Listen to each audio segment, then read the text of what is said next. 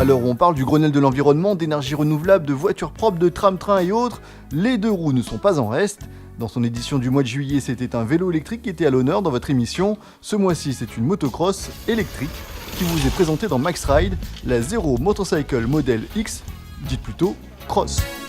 Du point de vue technique, donc, c'est une moto entièrement électrique. Donc c'est pas un modèle hybride. On tourne sur un moteur 8400 watts qui correspond environ à 23 chevaux. L'avantage du moteur électrique, donc, c'est le couple maximum dès le premier tour minute. Donc c'est là où on va bénéficier d'une forte accélération.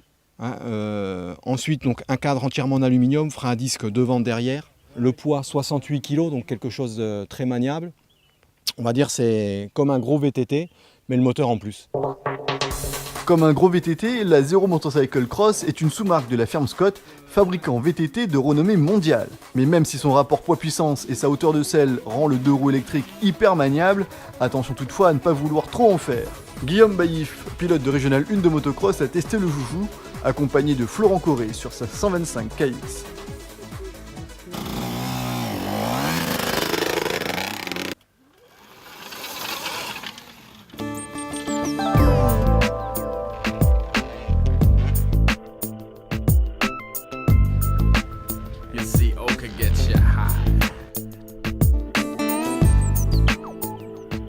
Son rapport poids-puissance rend la ZM Cross comparable à une 125 thermique.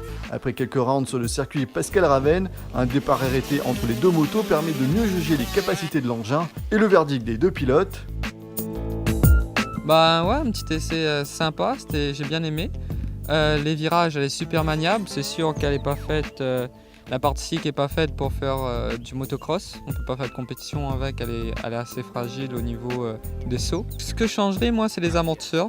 Qui sont pas faits pour faire des sauts en fait. En fin de compte, on a fait un départ arrêté. Je suis parti devant, mais comme Guillaume, il roule dans la catégorie au-dessus de nous, donc c'est sûr au niveau technique qu'il va m'avoir. L'électrique, c'est plus maniable, mais pour le cross, c'est pas fait pour ça. On l'a bien compris, pas question de faire de la compète avec la Zero Motor. Le deux roues est destiné à une autre utilisation, plus loisir ou professionnel. Ça, c'est une moto qui est faite, on va dire, pour la promenade, pour les gens qui ont de la terre, quelqu'un qui a de la terre avec des bêtes, etc., qui veut surveiller ses animaux. Mais c'est pas une moto de course à proprement dit. En bref, la ZM, c'est un moteur électrique d'une puissance de 23 chevaux, soit 17 400 watts, une autonomie de 64 km, un temps de charge d'environ 2 heures. On le branche tout simplement sur le secteur 220 volts.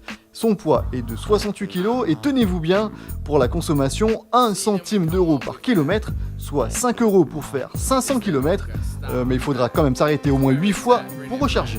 Et pour la petite histoire, pourquoi donner le nom zéro à une marque? Dans beaucoup de domaines, le zéro n'est pas très flatteur, mais ici, cette valeur prend tout son sens, tout simplement, à cause du zéro émission de CO2. Il n'y a pas de bruit, il n'y a pas de pollution. Ça a une autonomie de 60 à 80 km suivant le rythme de conduite. Donc la personne peut faire parfaitement sa journée de travail avec, sans problème et sans ennui.